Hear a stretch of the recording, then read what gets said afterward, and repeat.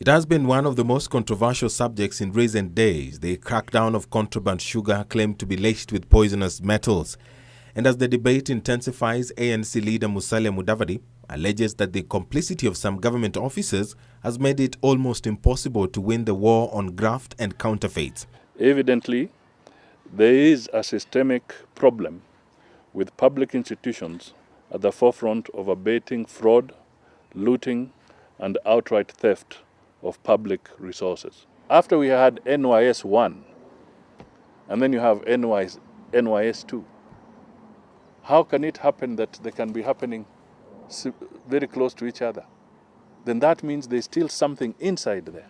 The Amani National Congress leader proposing the appointment of a judicial commission that will inquire into security threats posed by the dumping of contraband in the country. With a commission of inquiry, it will be public hearings, whistleblowers will be allowed to present their evidence, people will be interrogated publicly, and evidence adduced there will also help the investigative agencies in coming to the bottom of this. Mudavadi argues that squabbles among investigative agencies in the ongoing probe will only complicate matters, rendering investigative efforts fruitless. It is in the public domain that the cabinet secretaries have issued conflicting statements on contrabands.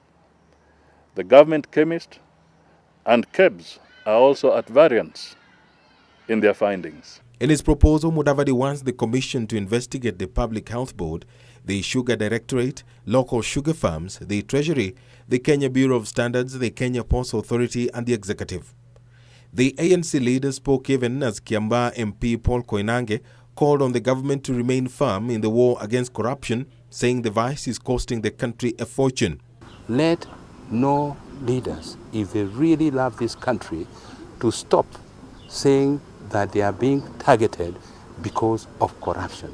The crackdown on contraband sugar has in the recent weeks gathered momentum amid varied opinions on calls to have licenses of companies dealing in the illicit trade cancelled. As much as we have agreed we are going to fight this corruption, we must be sober, all of us. We must know it is something we must change. Si ya kuangaliana, si hii kabila ikishikwa, mimi nasema sasa waluya wangu wameshikwa. Ngine Or the roots of corruption culture are indeed very deep in our Kenyan society, and we have no cure unless now the Christians go down on their knees and they start thinking of even ideas that we can start as a society and get rid of this vice which is really killing our people.